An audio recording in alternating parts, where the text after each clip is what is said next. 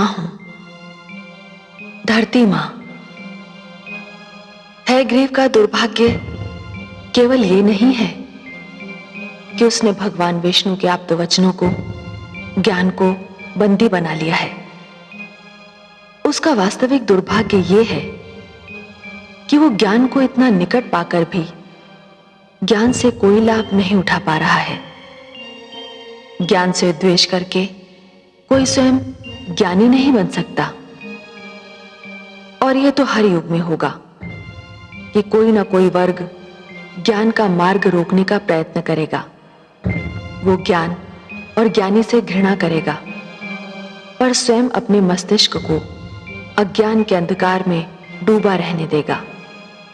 और जब ऐसा होगा तब दैवी शक्तियां उसे किसी न किसी रूप में दंडित अवश्य करेंगी। भगवान विष्णु का भी यही अभियान है। हे प्रभु, अब क्या होगा? आप क्या करेंगे? ब्रह्मापुत्र मनु का क्या होगा? दानव हयग्रीव आपके ज्ञान को नष्ट करने पर तुला हुआ है और भगवान शिव ने पृथ्वी को जलमग्न करने का निर्णय ले लिया है। अब वही होगा देवी जो मेरा वचन है। मैं वचनबद्ध हूं कि जब भी कोई शक्ति मानवता के लिए संकट बनेगी तो मैं उसे अवश्य रोकूंगा।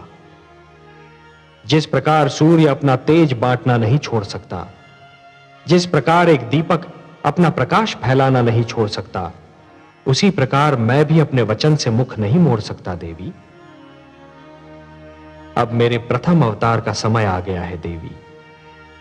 मत्स्य अवतार, परित्राणाय साधूनाम विनाशाय च दुष्कृताम धर्म संस्थापनार्थाय संभवामि युगे युगे। मत्स्य अवतार? हां देवी, मैं मत्स्य का रूप धारण करके पृथ्वीलोक पर जाऊंगा। आप पृथ्वीलोक जाएंगे?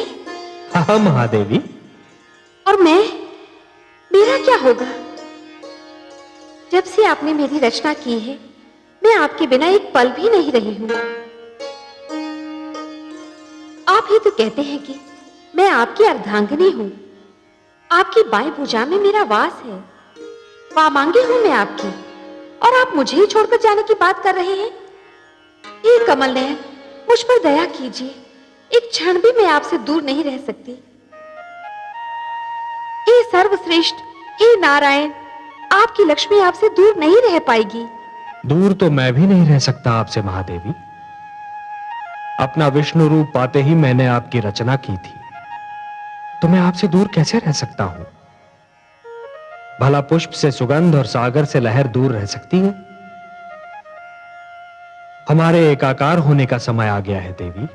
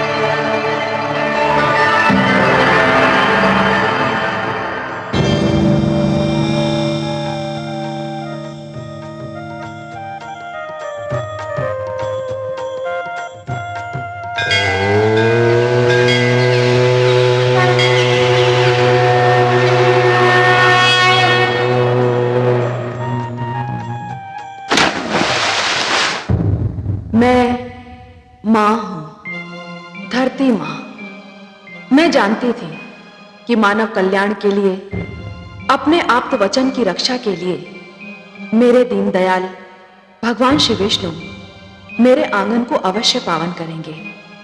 और यही हुआ। वासुदेव ने मछली का रूप धारण करके अपना पहला अवतार लिया, किंतु दो समस्याएं थीं। पहली ये कि ब्रह्मा के परामर्श पर भगवान शिव ने धरती को जलमग्न करने का निर्णय कर लिया, और दूसरी ये कि ब्रह्मापुत्र मनु ने मानव की रक्षा की ठान ली थी। मनु वृद्ध हो चुके थे, पर उनके मन में मानव कल्याण की रक्षा की इच्छा अब भी प्रबल थी। उन्होंने आमरण व्रत कर रखा था। उनकी पत्नी शत्रुपा को ब्रह्मा का आशीर्वाद था कि समय उनके यौवन को कभी प्रभावित नहीं करेगा। वो अब भी युवती थी, किंतु एक सती की भांति अपने पति की सेवा में तत्पर थी।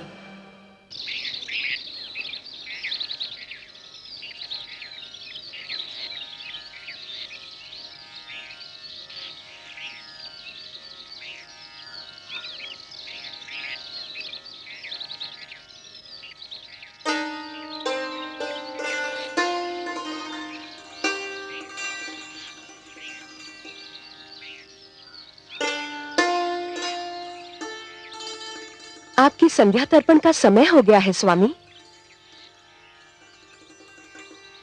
क्षमा कीजिए, मैंने आपका ध्यान तोड़ दिया। तोड़ने का कार्य तो तुमने कभी किया ही नहीं देवी। तुमने तो जब किया जोड़ने का ही कार्य किया। पहले मेरे जीवन में आकर मेरे बिखरे अस्तित्व को जोड़ा, फिर मुझे संतान देकर मेरे परिवार को जोड़ा, और अब मेरे तप में मेरा साथ देकर मेरी आत्मा को परमात्मा से जोड़ रही हो। कभी कभी सोचता हूं कि तुम्हें यहां साथ लाकर मैंने तुम पर बहुत बड़ा अन्याय किया। अन्याय तो आप ये कहकर कर रहे हैं कि आपने मुझ पर अन्याय किया। जीवन का ऐसा कौन सा सुख है जो मुझे आपसे नहीं मिला? ऐसा कौन सा ऐश्वर्य है जो आपके साथ रहकर मैं नहीं भोग पाई?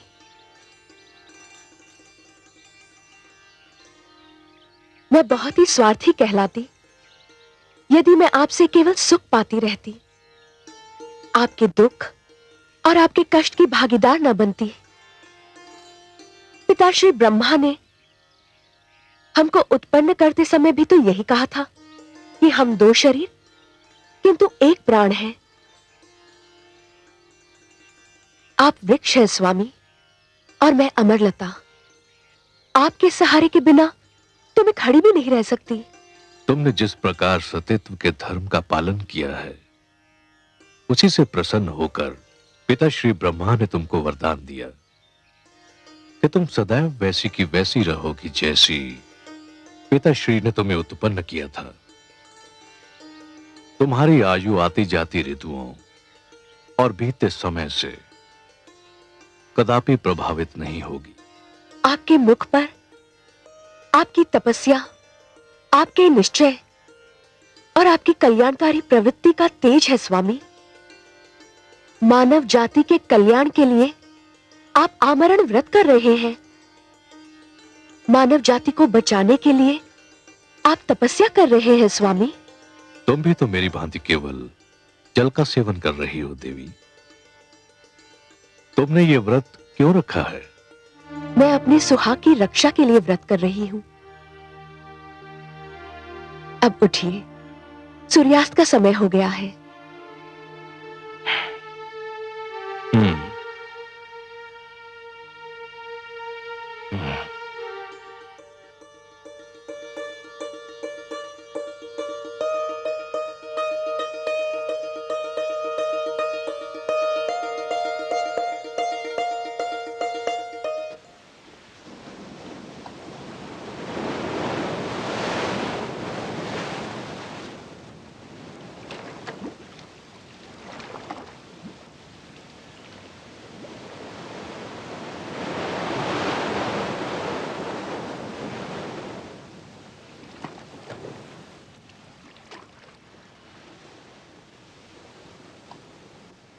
ओम हिरण्यवर्णां हरिणीं सुवर्णरचितस्रज्जां चंद्रां हिरण्मयीं लक्ष्मीं जातवेदो महावः। ठहरिए महाराज। तुम? क्या मैंने अभी तुम्हारी वाणी सुनी थी? हाँ महाराज, मैंने ही विनती की थी कि मुझे जल में न छोड़िए। किंतु क्यों? तुम तो जलचर हो। तुम्हारा तो जीवन ही जल के बिना संभव नहीं। ये सत्य है महाराज, परंतु जल में भी मेरा जीवन संभव नहीं। क्यों? क्या कष्ट है तुम्हें? आप जहाँ मुझे छोड़ने जा रहे हैं वहाँ बड़ा मत्स्य छोटी मत्स्य को निगल जाता है। मैं वहाँ सुरक्षित नहीं रह पाऊंगा, मुझ पर दया करें। तो फिर तुम्हें कहाँ रखूं जहाँ तुम सुरक्षित रह सको? मुझे अपने कमंडल में रख लीजिए महाराज। आपके जल भरे कमंडल में मुझे कोई भय नहीं होगा। यदि तुम ऐसा समझते हो तो मुझे कोई आपत्ति नहीं।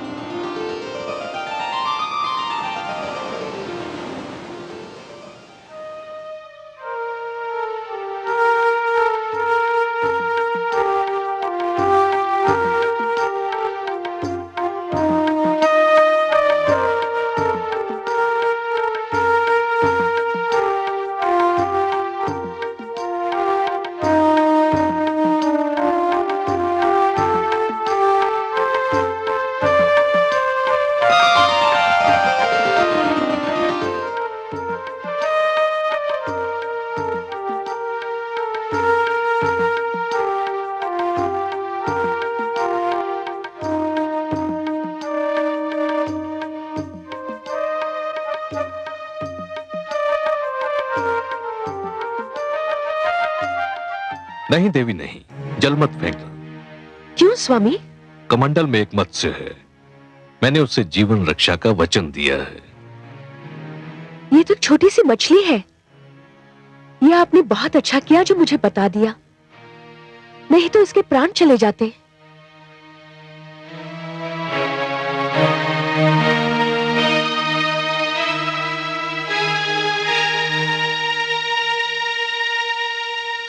आइए स्वामी, विश्राम करते हैं।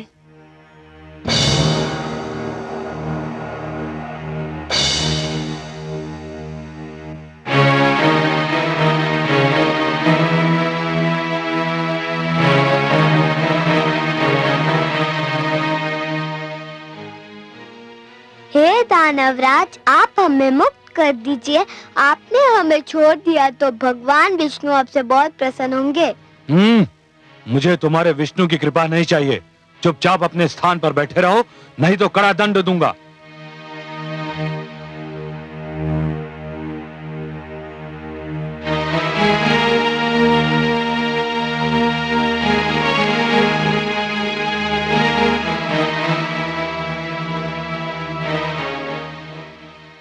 कौन है ये सुंदर बालक? इन्हें किसने बंदी बनाया है? हम भगवान विष्णु के आप्त वचन माता दानव हयग्रीव हमारा अपहरण करके हमें यहाँ ले आया है। छोड़ दो इन्हें। मुझे खेद है माता, मैं आपके आदेश का पालन नहीं कर सकता। क्यों? क्यों नहीं कर सकते मेरे आदेश का पालन? ये चारों दानवराज हयग्रीव के बंदी हैं और उनका आदेश है कि इन्हें ना छोड़ा जाए। माते,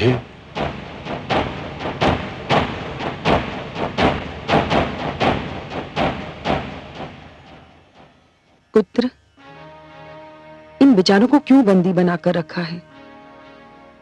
छोड़ दो इन्हें, मुक्ति दे दो इन सुंदर भोले भाले बालकों को। नहीं मां, ये नहीं हो सकता। ये भगवान विष्णु के आप्त वचन हैं, ज्ञान का भंडार है, बहुत महान है। जानता हूं मां, इसीलिए तो इनका अपहरण किया है। विष्णु ने इन्हें मानव कल्याण के लिए जन्म दिया है, दानव समाज को नीचा दिखाने के लिए रचा है इन्हें। परंतु पुत्र, तू क्या करेगा इनका? कुछ नहीं मां, बस इन्हें बंदी बनाकर रखूंगा। ज्ञान, बुद्धि और प्रकाश को तू बंदी बनाकर रखना चाहता है? मेरी मान, यदि तू इन्हें ले ही आया है तो इनसे कुछ ज्ञान सीख ले, बुद्धि प्राप्त कर ले, इनके प्रकाश से अपने जीवन में उजाला कर ले। मुझे इन वस्तुओं की कोई आवश्यकता नहीं है मां। कैसे आवश्यकता होगी तुझे इन वस्तुओं की? तेरे मस्तिष्क में तो अज्ञान और अहंकार भरा हुआ है। कैसा अभागा है तू? तेरे घर में ज्ञान और बुद्धि के 4 दीपक हैं और तू अंधेरों में भटक रहा है। मां, तुम जब भी आती हो मेरे लिए अपशब्दों का ही उपहार लाती हो। कैसी माता हो तुम? कैसी माता हूं मैं? एक अभागन माता हूं। और कैसी माता हूं मैं ऐसी माता हूं जिसे उसकी संतान ने एक पल भी सुख नहीं दिया। तुम चाहती क्या हो मां? मैं चाहती हूं कि तू इन्हें मुक्त कर दे। नहीं करूंगा। तो फिर मैं ले जाऊंगी इन्हें अपने साथ। नहीं ले जाने दूंगा। मैं देखती हूं कौन रोकता है मुझे। मैं रोकूंगा इन्हें।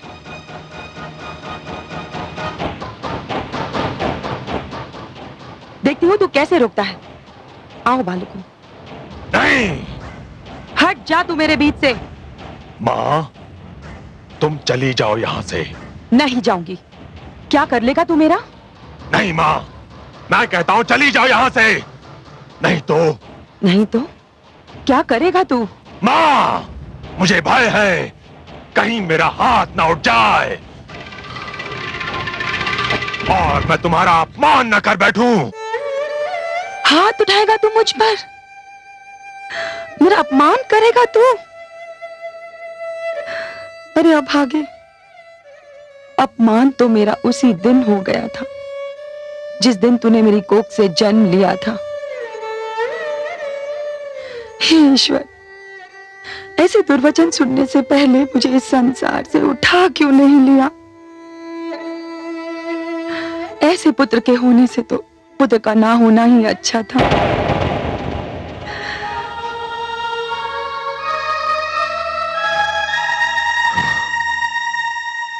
अब तुमने यदि किसी से सहायता मांगी अथवा मांगने की चेष्टा की तो मैं तुम सबको नष्ट कर दूंगा।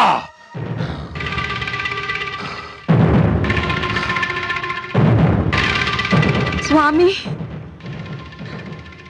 स्वामी, स्वामी,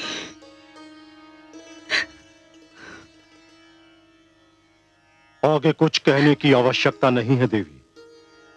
मैं आपकी ये दशा देखकर जान गया हूं कि आप अपने पुत्र हयग्रीव से मिलकर आ रही हैं। हाँ स्वामी, परंतु आज तो वो अयोग्यता की सारी सीमाएं पार कर गया।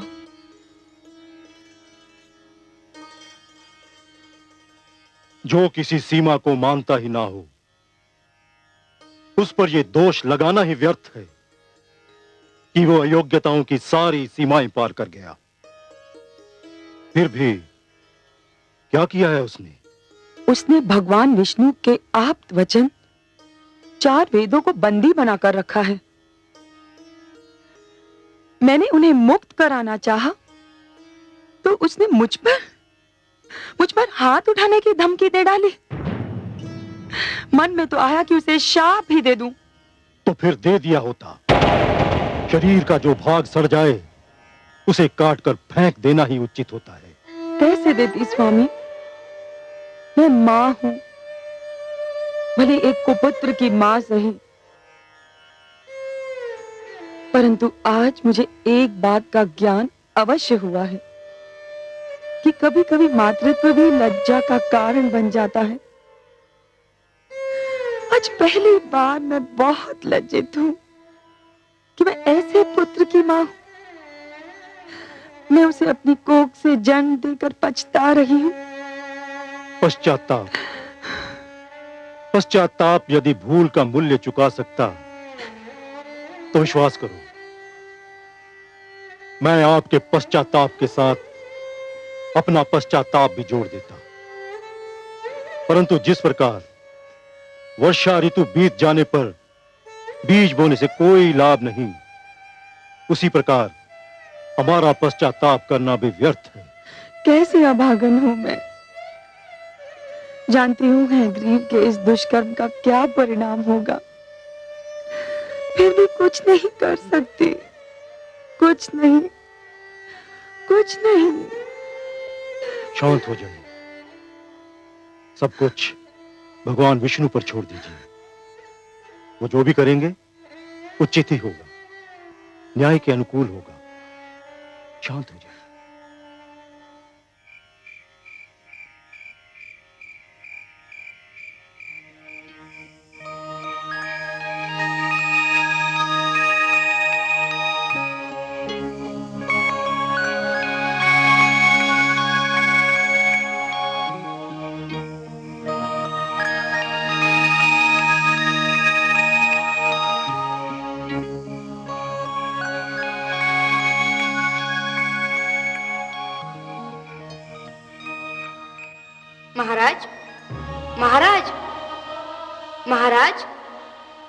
महाराज, महाराज, महाराज,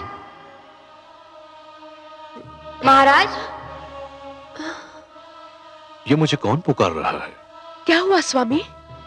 मुझे ऐसा लगा जैसे कोई मुझे महाराज महाराज कहकर पुकार रहा हो। कौन था वो? मैंने पुकारा महाराज।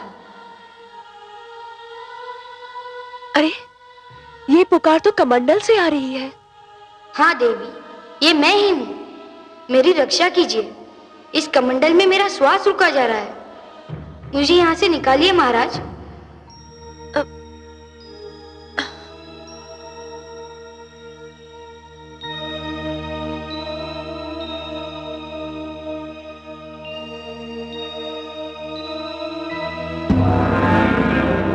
अरे, मत्स्य का आकार तो कमंडल के बराबर हो गया है। मुझे अनुमान नहीं था कि कोई जलचर एक ही रात्रि में इतना बड़ा हो जाता है। इस कमंडल में तो इसका श्वास घुट जाएगा। मैं इसे बाहर के जलाशय में छोड़ आता हूं। इसे वहां चैन मिल जाएगा।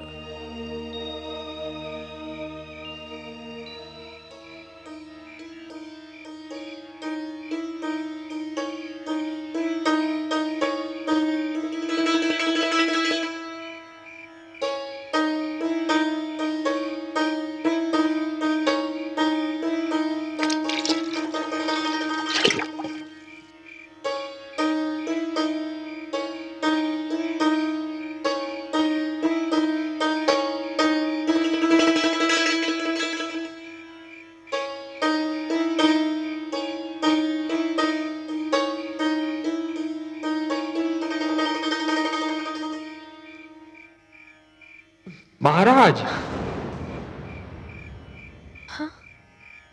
महाराज,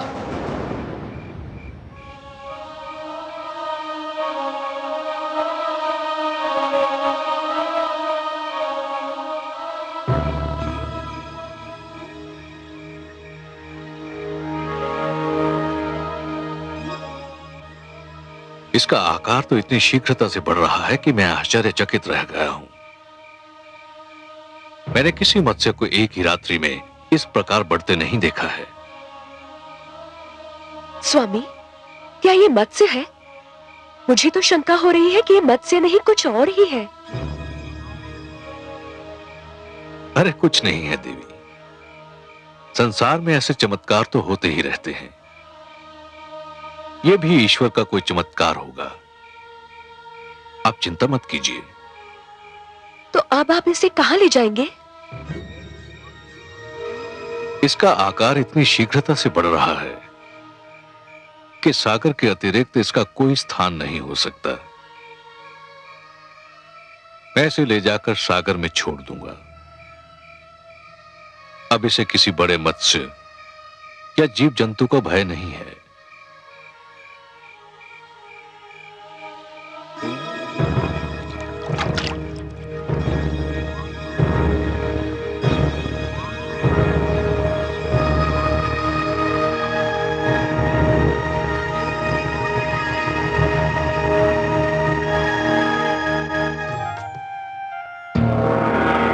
नारायण नारायण। प्रणाम पिताश्री, बारंबार प्रणाम। आयुष्मान भव। आओ पुत्र, उचित समय पर आए तुम। तुम्हें ज्ञात है सृष्टि में क्या होने वाला है? हां पिताश्री, मुझे ज्ञात है कि सृष्टि में क्या होने वाला है, और मुझे यह भी ज्ञात है कि सृष्टि में जो होने वाला है वो आपके ही परामर्श का परिणाम है। तुम सत्य कहते हो पुत्र, परंतु सृष्टि के प्रति मेरे मन में प्रेम भी तो है। स्वाभाविक है पिताश्री, नितांत स्वाभाविक है। आप सृष्टि के रचयिता हैं, सृष्टि आपकी रचना है, और रचयिता का अपनी रचना से प्रेम होना स्वाभाविक है। फिर मेरी चिंता भी तो स्वाभाविक है। पिताश्री, आपकी चिंता स्वाभाविक है, किंतु पिताश्री, धरती का विनाश नहीं हो रहा है। धरती केवल जलमग्न हो रही है, और वह भी इसलिए कि वह स्वच्छ हो जाए। पिताश्री, हर युग में धरती को स्वयं अपने आप को स्वच्छ करना होगा। पट्टी पर जब कोई नया लेख लिखा जाता है तो पुराने लेख को पोंछना ही पड़ता है।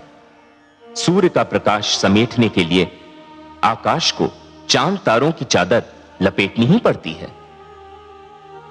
धरती को महान आदर्शों के लिए तैयार करने के उद्देश्य से मानव जाति का यह कर्तव्य बनता है कि वह संकुचित विचारधारा को हटा दे।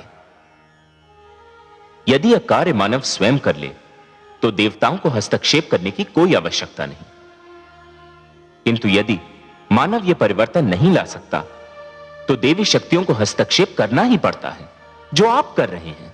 जानता हूं पुत्र, पर जिस धरती को स्वच्छ करने के उद्देश्य से जलमग्न होना है, उस पर मेरा पुत्र मनु भी तो है। मुझे चिंता है कि मनु का क्या होगा। ओह, तो भ्राता मनु की चिंता ने आपको व्याकुल कर रखा है। प्राणियों की रचना करते करते आप स्वयं मोहग्रस्त हो गए। नारायण नारायण। पिताश्री, माना कि पुत्र मोह की भावना को नकारा नहीं जा सकता, बड़ी स्वाभाविक सी बात है ये। किंतु पिताश्री, पुत्र मोह मानव दुर्बलता का लक्षण है। देवता इन भावनाओं से ऊपर हैं। आपके लिए तो संपूर्ण मानव जाति संतान के समान है। फिर आप किसी एक की चिंता क्यों कर रहे हैं? आपने भगवान शिव को जल प्लावन करने का परामर्श देकर अपना कर्तव्य निभाया। भगवान शिव आपका परामर्श मानकर अपना धर्म निभा रहे हैं। अब इस जल प्लावन से किसको बचाना है, कैसे बचाना है और कितना बचाना है, यह आप मेरे लक्ष्मी नारायण पर छोड़ दीजिए। पालन करता तो वही हैं। धन्य हो पुत्र, धन्य हो। तुम्हारी तर्क संगत बातों ने मेरे मन का बोझ हल्का कर दिया। यह सत्य है कि अंधकार कितना भी घना क्यों न हो, एक नन्हा सा दीपक उसे दूर करने के लिए पर्याप्त है। तुम्हारे तर्क ने भी इसी प्रकार मेरी चिंता और आशंकाओं को दूर कर दिया। संसार यदि तुम्हें महानतम तथा सर्वोत्तम मार्गदर्शक कहता है तो उचित ही कहता है। अपने परम पूज्य पिताश्री की चिंता दूर करके मैंने केवल अपना पुत्र धर्म निभाया है। मुझे आपकी सेवा करने का अवसर मिलता रहे, यही मेरी कामना है। क्योंकि पिता की सेवा करके मन को जो संतोष मिलता है, उसका आनंद ही कुछ और है। नारायण नारायण।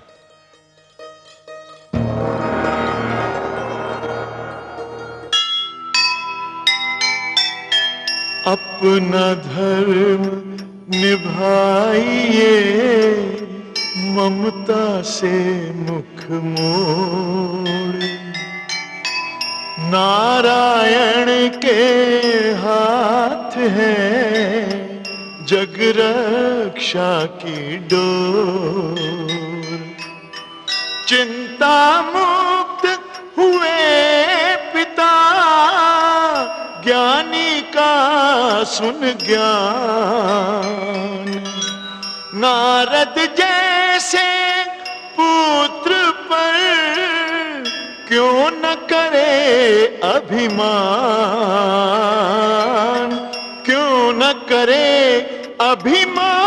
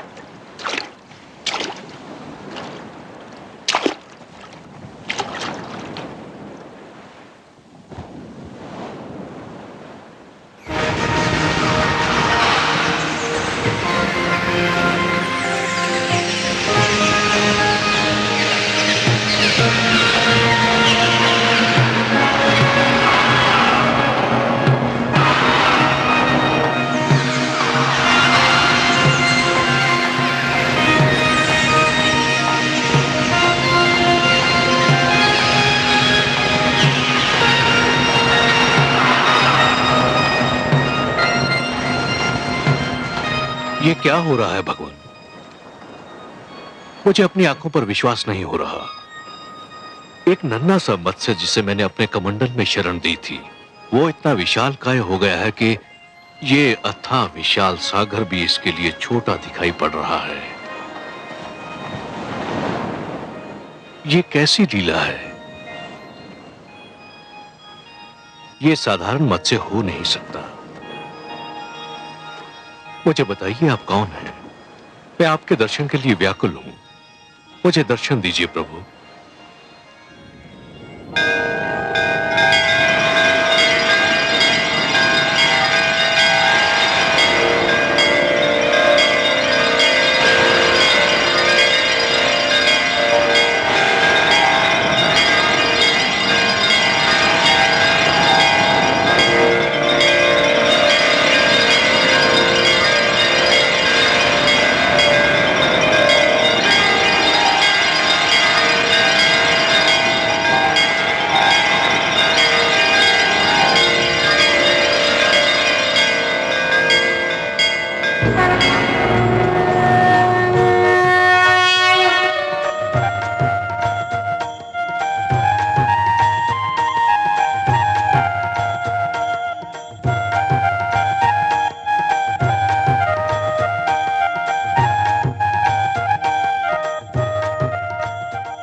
भगवान आप,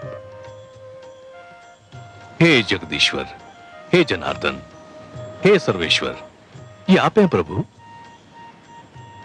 मेरे सौभाग्यशाली नेत्रों को आपके दर्शन हो रहे हैं। हाँ मनु, ये मैं ही हूं। आपके अतिरिक्त और कौन हो सकता था हे पद्मनाभ?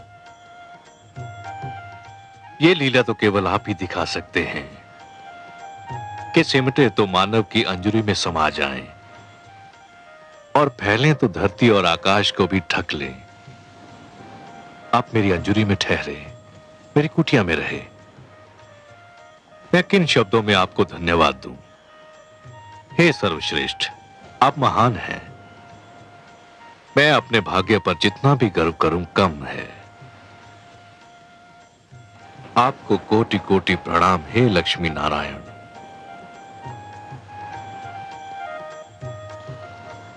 पर क्षीर सागर को छोड़कर धरती पर आकर उसे पावन करने का क्या भेद है दीनदयाल? हे मनु, मानव कल्याण की जिस चिंता के कारण तुमने आमरण व्रत कर रखा है, उसी चिंता ने मुझे भी पृथ्वी पर आने के लिए विवश कर दिया। अब मेरी बात ध्यान से सुनो। आपकी मधुर वाणी सुनने के लिए मैं सिर से पांव तक कान बना हुआ हूं प्रभु। ब्रह्मा के परामर्श पर भगवान शिव इस धरती को स्वच्छ करना चाहते हैं। उन्होंने धरती को जलमग्न करने का निर्णय कर लिया है। आने वाली अमावस्या को आकाश से ऐसा वज्रपात होगा कि कानों को ध्वनि सुनाई नहीं देगी। ऐसी वर्षा होगी मनु कि मानो लगेगा कि आकाश में छेद हो गया। जल का एक रेला आएगा और यह धरती गहरे जल में डूब जाएगी। मैं तुम्हें डूबने से बचाना चाहता हूं मनु। मैं आपकी कृपा और अनुकंपा को कैसे धन्यवाद दूं?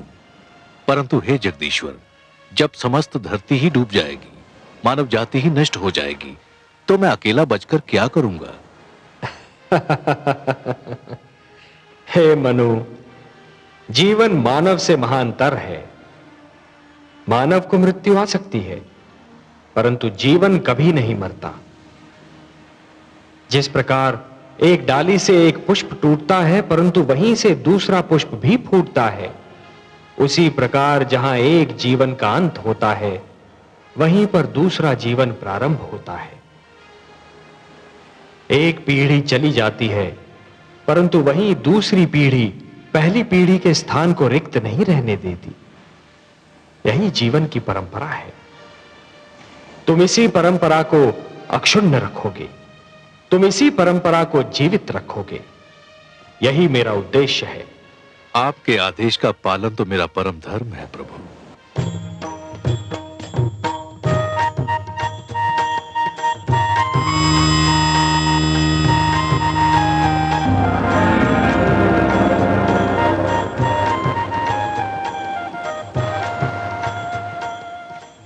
मनु, जल प्लावन के समय तुम अपनी धर्म पत्नी शत्रुपा के साथ इस नौका पर सवार हो जाना। अपने अतिरिक्त इस नौका पर समस्त पशु पक्षियों का एक एक जोड़ा और उन सारे पौधों के बीज भी रख लेना जिन्हें तुम आवश्यक समझते हो।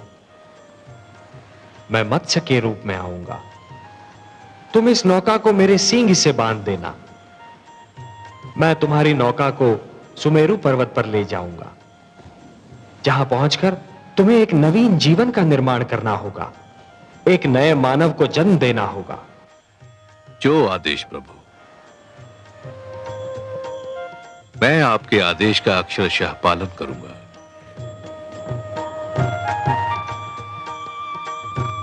तथास्तु।